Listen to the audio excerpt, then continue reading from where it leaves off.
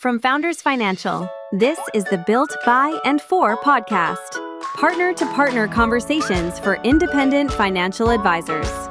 Today, host Stephen Watts, Chief Growth Officer at Founders Financial, sits down with Brad Shepard, CEO, and Jane Maccubbin, Senior Compliance Officer at Founders Financial, to discuss how to employ AI in your practice, not just adopt it, and what that means for your clients.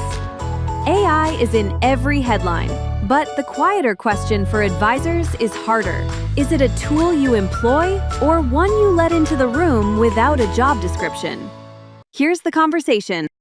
Thanks for joining us today. We've got Jane Maccubbin, our Senior Compliance Officer, and Brad Shepard, Chief Executive Officer for Founders Financial. So thank you for coming back and joining us for another great discussion today. Yeah. Glad to be here. Glad to be here as well. Yeah, absolutely. We're going to get into something that, frankly, no one's talking about right now, right? It's such a buried subject. No one's even talking about this stuff. It's AI. And obviously, I'm being... What's AI? What's AI? Right? So can you spell that for me?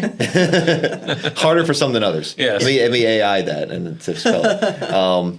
Yeah, so it's a topic, obviously, and clearly it's on everyone's minds right now, right? And it's every single news headline, it's in every single thing that pops up on the news reports. It's impacting people's lives, businesses' lives. It's certainly in the front and center for everything going on now. Right. So, but in the world of financial advisory and independent financial advisors, this is revolutionary technology. This is disruptive technology, in both good and bad, depending on how you want to look at it. Right. It's really important for advisors to understand the impact this is making, not only to their business, but also the main point of today's conversation is how it impacts clients, right? And what that ultimately looks like. And, I don't think we're going to pretend to predict the total future here, what this is going to be.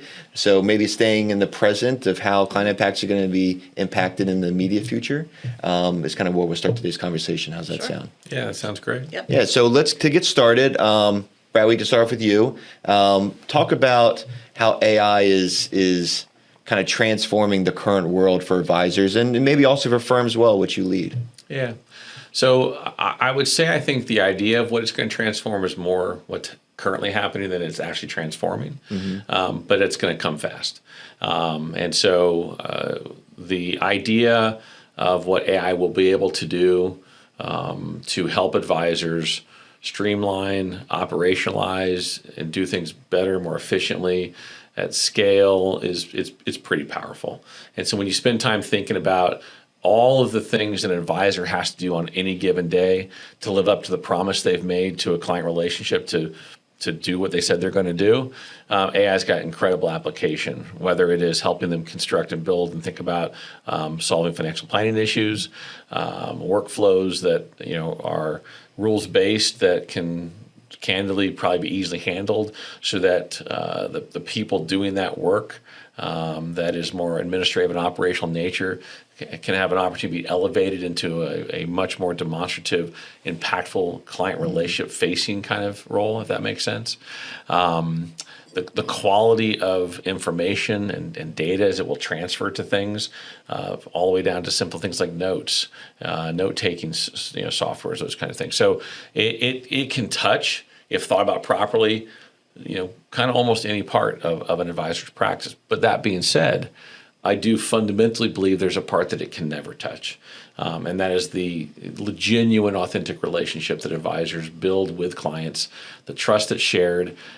You've heard me say this before, but the standard by which advisors, I believe, should measure their success is very different than what our industry's trained advisors to measure their success by. Mm-hmm. And to me, it should be as simple as, are the people that I'm called to serve granting me authority in their lives to do for them that which I would do for myself in the exact same circumstance? And that AI can't do. Mm. Yeah, I agree. Jane, what are your thoughts? I honestly, I couldn't have said it. I couldn't have said it better myself. Yeah. Okay. So let's start with this. For advisors, and kind of what you were just describing there, is AI really just an efficiency tool, or is it more than that? Is it going to be more than that? Jane, let's start with you on this one. Yeah, so that's an interesting question. I think initially efficiency is the lift that you get there. Something as simple as how do I write this email to be more friendly or more thorough, or what things should I be thinking about? In the future, perhaps it could be, it could be more, but where I give pause is how someone wants to use it for efficiency. So I think in drafting communication, great. In help me think through a problem and point out some of my blind spots, I think that could be great. Where I worry, and to Brad's point earlier about the how you lead your relationships. If someone looks at building a financial plan from scratch, that is not a good use of my time, and so therefore I'm going to put that into a system. Dump it in there, yeah. It's garbage in, garbage out. So you're not going to. It might make things faster, but it's not necessarily going to make things better. And so I feel people really need to be thoughtful about how they're going to utilize AI and what are they getting, what are they putting into it, and what are they getting out of it, and is the juice worth the squeeze, so to speak. Yeah, makes sense. Brad? Yeah, I think that AI in its like the vision of its perfect use really is it's many things. It's operationally, it's an efficiency agent. And I'm going to use the term agent more than I'm going to say tool, because the idea of AI is that it's actually doing the work that a human would otherwise do. And I think advisors are going to be the most successful, are the ones that have figured out effectively how to employ AI into their business, and not just have AI in their business. And I think that's an important distinction. The idea of employing something, you'll invest into it, you'll help it grow, you'll do a whole bunch of things because your investment is more than just a transaction to a technological or a workflow or some kind of an outcome. Yeah. And so I think advisors that choose to pursue how AI is a employee in their organization will be better than those that see it more as an efficiency technology tool, if that makes sense. Yeah, it's funny you say that, because that's where my mind typically goes. I've actually long thought that really for any technology, but especially AI, you should actually write a job description for it, right? Yeah. Give it a job description. Yeah. What's its role? What's it going to do for you? How are you going to measure its success, right? How are you going to evaluate it on an annual basis? I mean, most employees go through an annual review, right? We look at, hey, where did you succeed this year? Where are your strengths at? What do we want to work on for future years? Yeah. Why shouldn't we be doing that with AI? Right? If it truly is a virtual employee of the business, which I think is a phenomenal way to think about it. Yeah.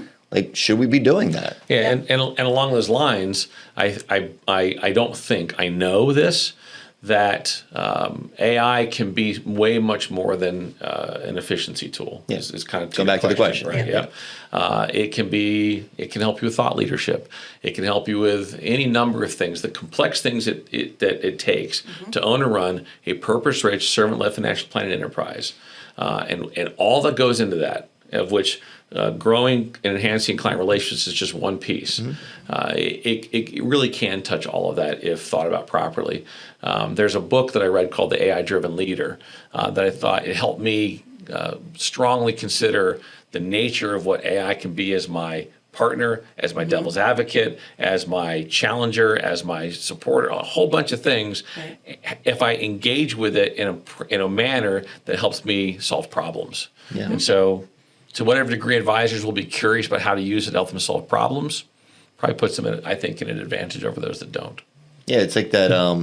It's not going to help solve like human strategy, right? In many ways, but it's going to be the subject matter expert that can come in and help kind of fill in the gaps, right, and things like that.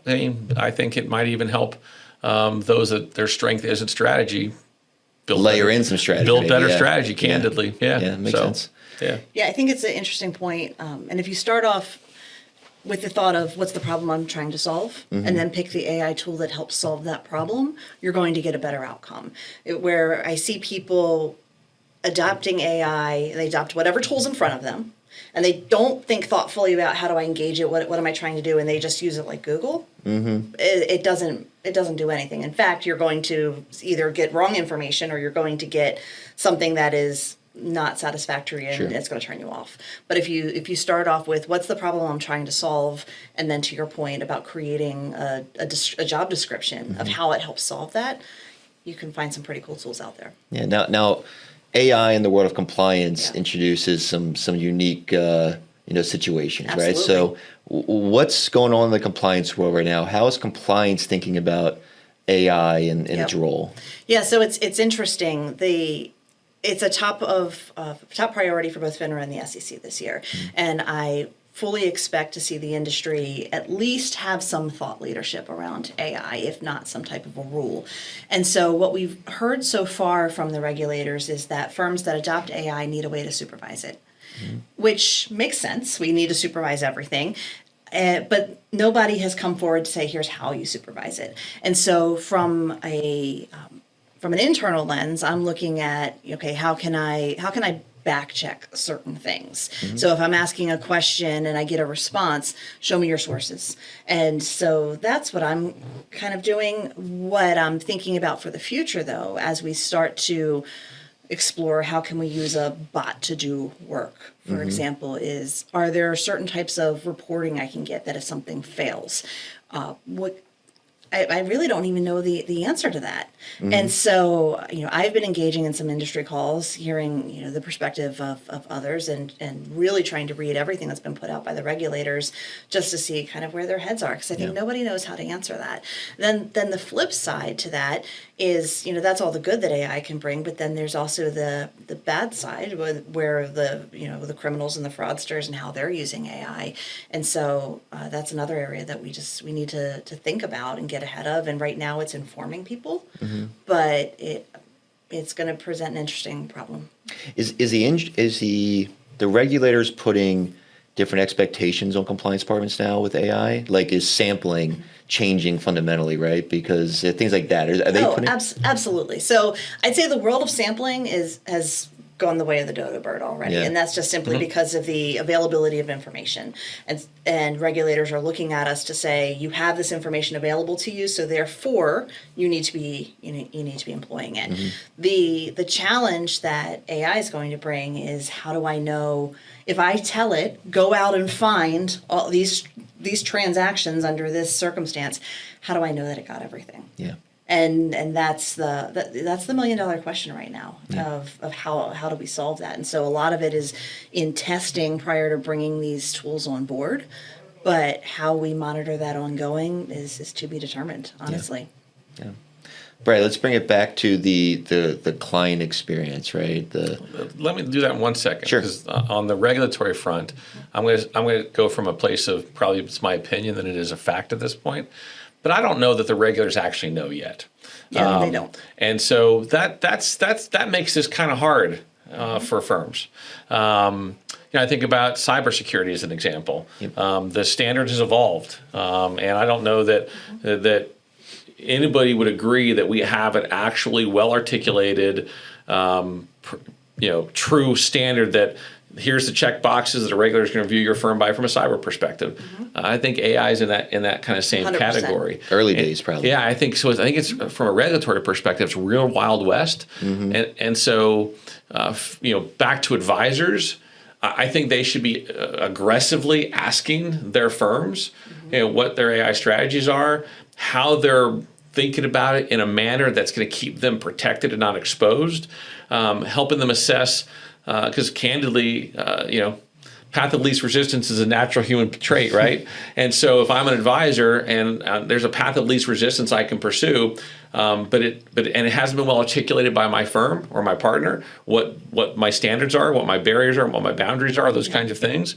It's I can imagine advisors having and making mistakes. Around what they're putting into these LLMs, a Claude, a ChatGPT, from these different places, and not fully considering the implications because, hey, this is amazing. Right. Look at this work it's doing for me. And so I think we're in a little bit of the wild, wild west as an industry right now. And I think everybody, and I mean everybody, should slow down. Yeah. And I think advisors that are racing and firms that are racing are creating probably pretty significant risks to having to undo or create outcomes they didn't expect or anticipate, because we don't know what we don't know in this stuff to some degree. Absolutely. And so I think that to marry kind of to Jane's points, there's a practical, effective use case, but it needs to be properly considered and well administered, so that we reduce the risk to bad outcomes. The question I would have then is racing to what? Right. Like, what are they racing towards? Right. What is everyone, and what are we racing towards? Right. So maybe it's a great segue into this next piece. Is, how should we be thinking about? How is founders thinking about the AI participation in the advisor-client relationship? Is it replacing it? Is it staying way far away from it? Like, what are we racing towards, or what should we be racing towards? What is founders racing towards? So I'll say we're not racing towards anything. Yep. We have a very, I believe, well-formed strategic perspective on what we're going to do with it, why we're going to do with it, how it's going to impact. We've asked the question, what's the outcome we seek, and how we kind of work back to it. And so in that sense, I think that we're not racing. We are actively, and I'd say it actively versus aggressively, we're actively assessing how this can positively change work as we've always known it, so that we provide advisors the opportunity to be in their best seat, which is growing and enhancing relationships, and helping them grow practices. And so we have a defined strategy, but I think we also have a real advantage relative to our industry at this point, in that while our member partners, they're independent, we've had plenty of conversations on this topic, but we know in the founders land, they're really more interdependent. And because of the relationship we share and the trust they've placed in us, our member partners, they're more dabbling. Our advisors are probably more dabbling than they're racing towards something right now, because we have had a transparent, open, communicated dialogue around what's great about this, what's not great about this, and what we're doing as our partner to bring it with them, for them, together, if that makes sense. And so I believe a lot of independent advisors, this can become more complicated because they don't have that symbiotic relationship with their firm. Sure. They are independent and alone in many cases, and so they're going to be making their own unique independent business decisions, and that's going to create conflict with what the partner firm, quote unquote, is going to allow, require, not allow, not require. And last I checked, advisors aren't technologists. They don't want to. Not all of them. Yeah, not all of them. Fair enough. At least the ones I know. I put myself in that category if I had to. But the point being that they're going to be forced as business owners to tackle things that are complicated. And for founders, our member partners aren't going to have to tackle that. We're working with them to bring out the solutions that have been compliance tested, that we know are going to work, solve very specific use case and problems that advisors need solved. And we're going to do it in a very strategic, balanced, kind of, I like to believe, harmonious kind of way, so they don't get crushed and overwhelmed by this, and it becomes truly what the promise of AI could be in their firms. Yeah, I think with all that said, the North Star, right, the guiding principle that I think we're working towards, and I think, if we're being honest, what we should all be working towards is we want to enhance the human relationship that the advisor has with their client. Absolutely. Right? And we don't want to see AI replace that. I don't think clients want that. No. So what are we doing to actually use AI to do that better? Right. And it's always, a lot of the conversations are fear-based. Will it replace this? Will it replace humans? Yada, yada, yada. Well, we flip that and say, well, the end goal here is that we can actually spend more time with clients, right? Mm-hmm. We can do more with clients. We can understand what matters to them, more importantly, because the tools, the agents, the things we have are allowing us the opportunity to do so, because we're not bogged down with the stuff that ate away at that time as in the past. Is that fair? Absolutely. Yeah. And I think, candidly, to our industry's credit, I think we need to say what is, and what is for the most part, I think our industry's probably thinking about it that way. Mm-hmm. All the research studies I've read, whether it's eMoney or other high quality Michael Kitces trusted resources.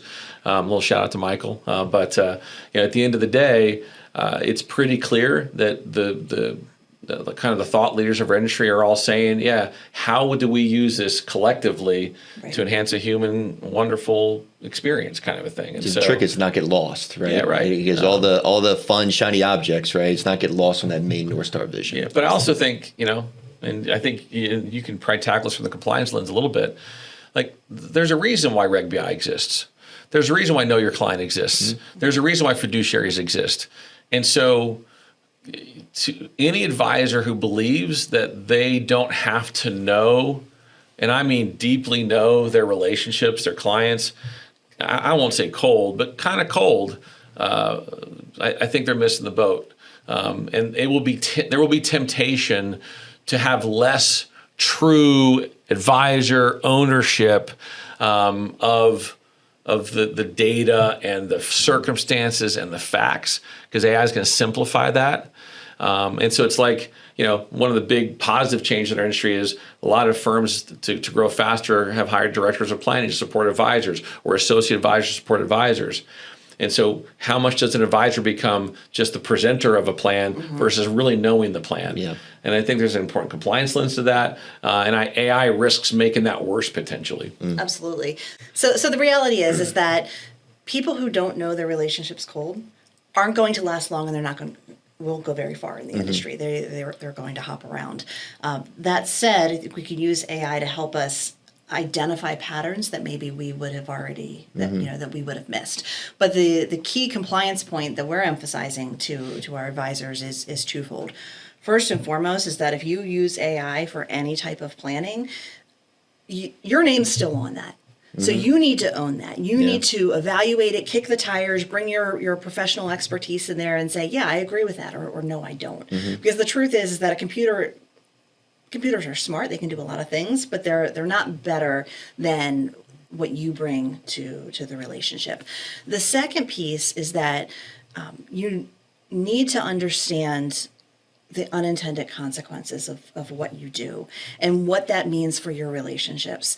And so, for example, it would be very easy for me, and I'm just going to caveat this with don't do this. It would be very easy for me to take someone's statements, load it into Claude or ChatGPT or whatever, and say, give me observations about this.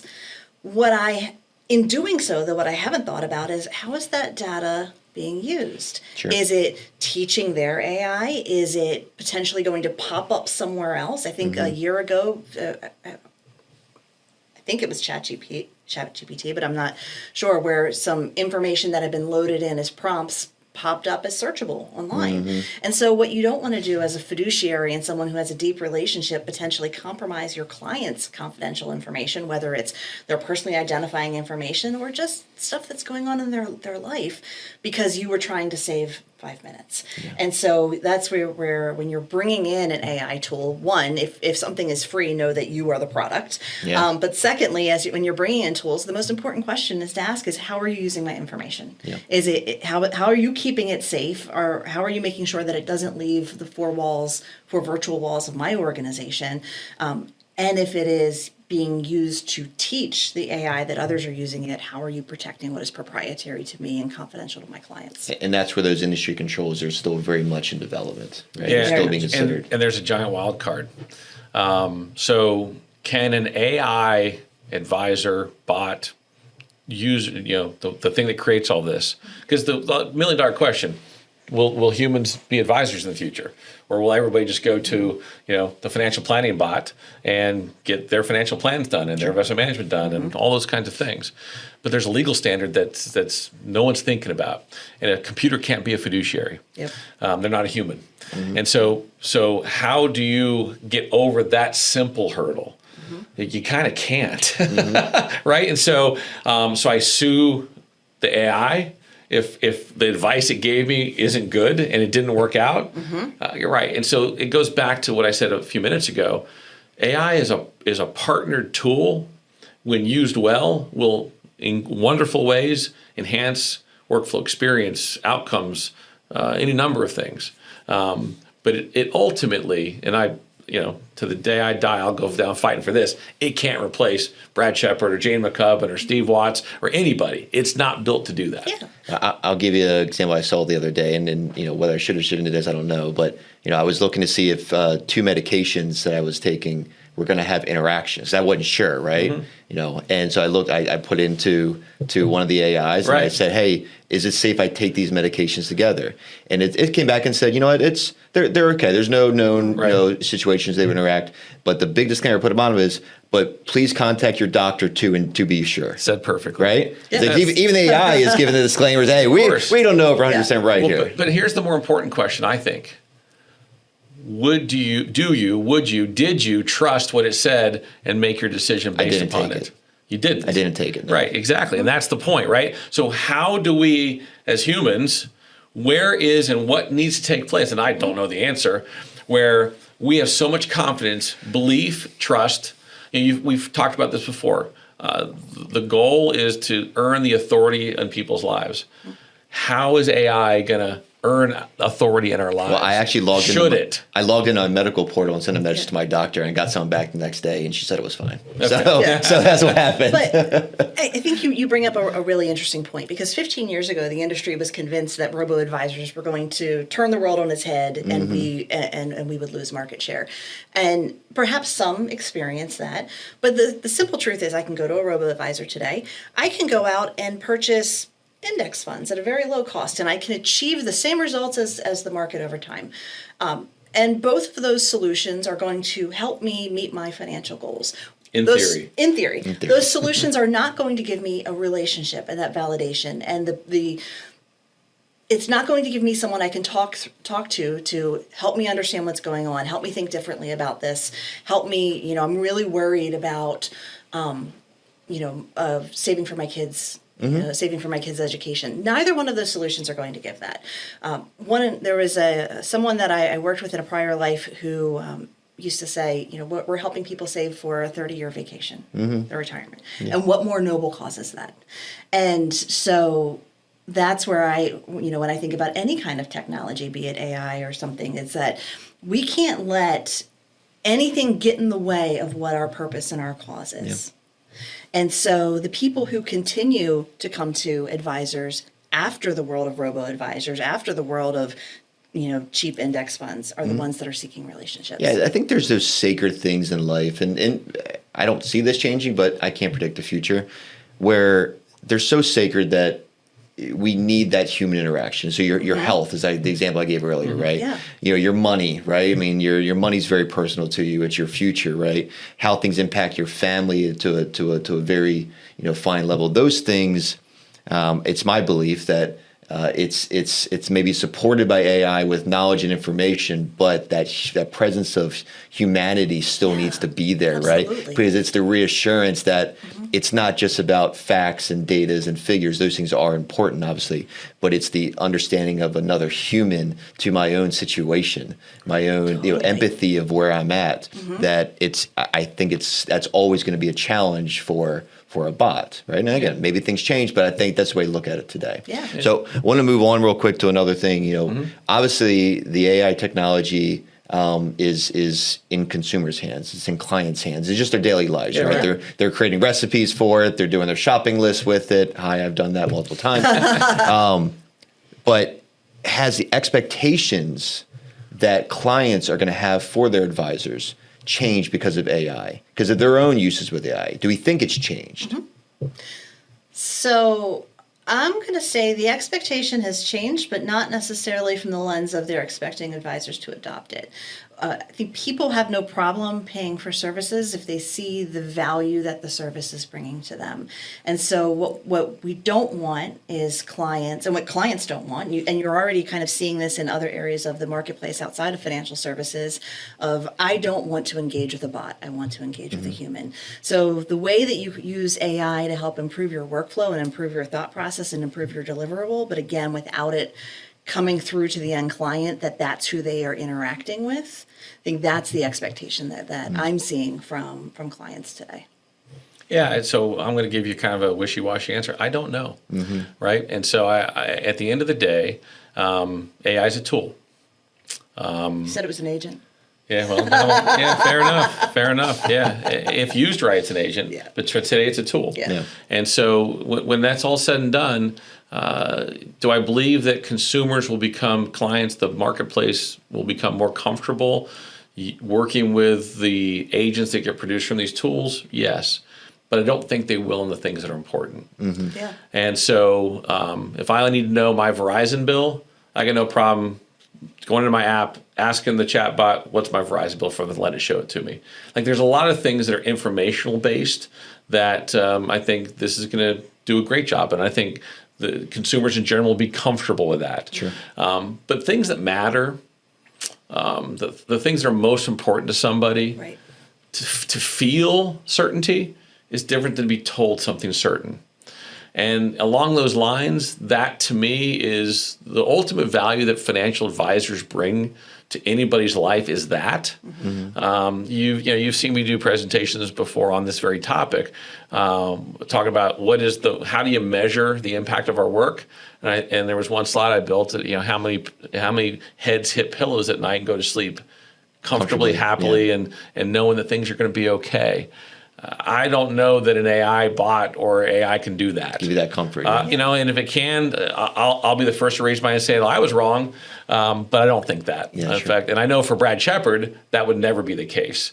It's the experience I have looking you in the eye, feeling it, me knowing, and not in a way that is intellectual, but it is emotional. It just transcends intellect. That you've got my back, that you're in the foxhole with me, and you're going to help me get through the hard stuff and celebrate the good stuff. And so I do believe that there'll be comfortable adoption for many relative things that are informational and operational, but for the important things in life, I don't think that. Yeah. Well, and to your point, I mean, you answered that question a couple of minutes ago. You're willing to take the risk with the grocery list because the worst case scenario is you buy the wrong thing. Low risk. Or you actually get there and don't buy the wrong thing and just buy whatever else you wanted. Exactly. But you're not willing to take that risk with your health because the worst possible thing is a lot worse than that. And things that are important. Yeah. Yeah, your risk threshold is different. For sure. Absolutely. Yeah. All right, we'll wrap up here. Give me kind of one parting thought that advisors should take away from this conversation regarding AI and its future role in their enterprise. Who wants to go? I'll open it for anyone who wants to go first. All right. Well, I'm going to give you two thoughts. Okay. First is slow down to Brad's point, and then always ask the question, how is my data being used? Because that is going to help you ask informed questions to the people or the organizations that you're looking to engage with, and help you narrow down to find the ones that are going to not only help you serve your clients better, but also to protect them. Yeah. Okay. I'll just add on to the data piece. It's part how it's going to be used, but it's also the quality of the data. Yeah. So advisors that begin to adopt these tools, at least the advisors that I've known for 30 years in this business, aren't always the best at keeping their data clean. It's a constant battle. And so they're going to have a need, I'll even say a responsibility, an obligation to make sure their data is really clean now, so that they can actually use these tools to their best capabilities. I agree, slow down is definitely a part, but to me, it really comes down to this. It is have a strategy. Your advisors and our industry, our country, our world, we're going to get a lot of shiny objects jumping at us all the time in the next weeks, months, years. And there's a reason bugs get drawn to the light. They can't help themselves. And so don't be the bug that gets drawn to the light is kind of my advice. Slow down, pay attention, understand what you're doing, why you're doing it, and how it fits. Today, it's not a difference maker in the sense that it's life or death for your business or life or death for your client. Your clients are perfectly happy the way you're doing things today. And so this really doesn't have to be a race. It's the tortoise versus the hare. Choose the tortoise path. Yeah. Maybe look at the light, watch everyone else get fried from it. Maybe get a little warm from it, but stay back far enough. So. Yeah, again, you made a really good point about what are the unintended consequences, that we don't know what we don't know. And some news article is going to break at some point, and we're all going to go, oh my, wish we'd thought about that. And I'm not saying that to create fear for people, but I am saying in the sense that, with every powerful tool comes powerful responsibility. And to look at it that way. Yeah. It's like that important. Well, that's a great way to end it. Jane, Brad, thanks for joining today. Thank you. Having a great discussion, and I hope to have you guys back on again soon. Yeah. Thanks for having us. Thanks. Thanks for spending time with us on the Built by and for podcast. If this conversation resonated, follow the show on Apple Podcasts, Spotify, or YouTube, and share it with an advisor in your circle who's thinking about what comes next. To learn more about Founders Financial and our solutions for independent advisors, visit foundersfinancial.com. The Built by and for podcast is produced by Founders Financial. The opinions expressed by hosts and guests are their own and do not necessarily reflect the views of Founders Financial. Content is for informational purposes only and is not intended as investment, legal, or tax advice.